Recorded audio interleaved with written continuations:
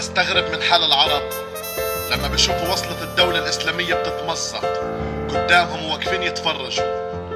بستغرب لما بشوف جيوش المسلمين ساكتة كأنها ميتة، ما بتصحى وما بتبطش غير فينا احنا اللي أمناهم حطيناهم علينا.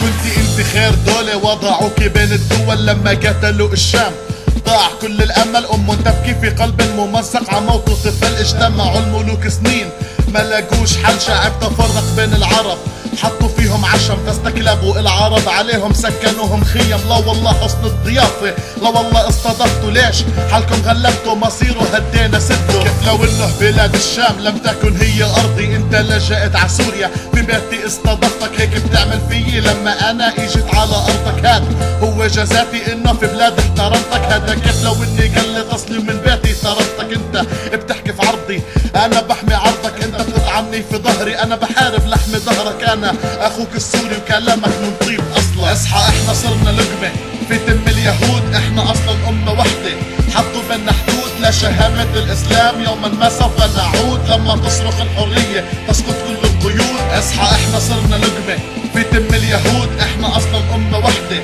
حطوا بينا حدود لشهامة الاسلام. يوما ما سوف نعود لما تصرخ الحرية تسقط كل القيود. ما لسان العرب علينا كأنه صياح، نسيوا انه دمشق هي ارض الرباط، وصلوا لقاع الخوف.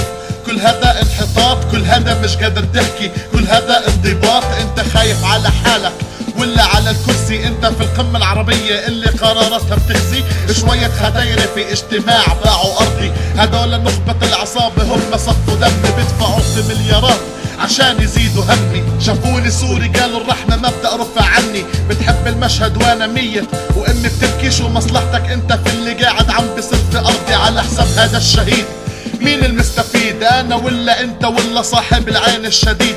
معاك حق مش ابوك مش اخوك مش ابنك، ليش انت بتقتلني وانا بيوم رفعت اسمك؟ اصحى احنا صرنا لقمة في تم اليهود، احنا اصلا امة وحدة حطوا بينا حدود لشهامة الاسلام. يوما ما سوف نعود لما تصرخ الحرية تسقط كل القيود. اصحى احنا صرنا لقمة في تم اليهود، احنا اصلا امة وحدة حطوا بينا حدود لشهامة الاسلام. يوما ما سوف نعود لما تصرخ الحرية تسقط كل القيود. اصحى احنا صرنا لقمة في تم اليهود، احنا اصلا امة وحدة حطوا بينا حدود لشهامة الاسلام. يوما ما سوف نعود لما تصرخ الحرية تسقط كل القيود. اصحى احنا صرنا لقمة في تم اليهود، احنا اصلا امة وحدة حطوا بينا حدود لشهامة الاسلام. يوما ما سوف نعود لما تصرخ